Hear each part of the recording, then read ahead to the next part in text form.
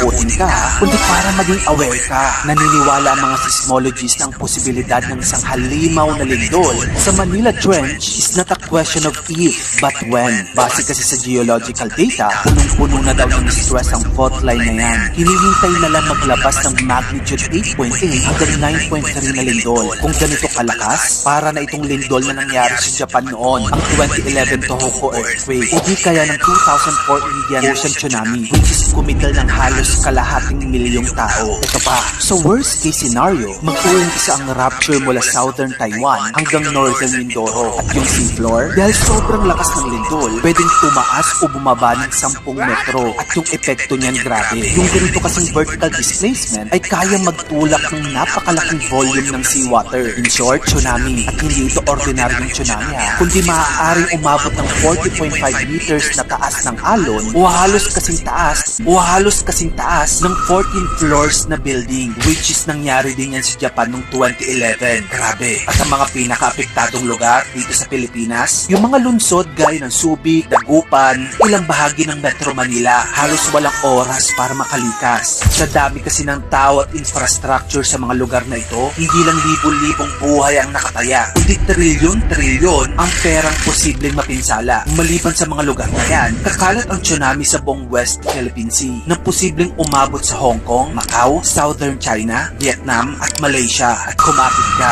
kasi lahat ng yan mangyayari sa loob ng 2 hanggang 4 na oras. Dahil sa mataas na population density at urbanisasyon ng mga coastal areas, sa mga regions na ito, posibleng maging napakalubha na magiging epekto. At kung babalik tayo sa kasaysayan, ito ang malalakas na lindol na nangyari sa Pilipinas noon. Para maintindihan mo ang tindi ng ganitong senaryo, balikan natin sila. Una, nandiyan ang 1645 Luzon earthquake. Wala pa mga pictures at video noon, pero ayon sa mga records, tinatayang nasa magnitude 7.5 ang lindol na nangyari noon. Andyan din ang 1976 Moro Gulf earthquake and tsunami. 7.9 naman ang lindol na yon. 8,000 ang namatay. Karamihan nalunod sa tsunami sa Mindanao. Andyan din yung sikat na 1990 Luzon earthquake. Magnitude 7.8 yon. Tumama sa Baguio, Cabanatuan at Dagupan. 1,621 ang namatay at bilyon-bilyon ang damage. Pinaka-recent 2013 Bohol earthquake, magnitude 7.2 yun. At yung pinaka-recent 2013 Bohol earthquake, magnitude 7.2 yun. Nagwasak ng mga simbahan, daan at mga tulay. 222 ang nasawi. Kung ikukumpara, wala sa mga ito ang lumagpas ng magnitude 8. Ang hinihintay natin lindol mula sa Manila Trench, nasa magnitude 9.0 plus.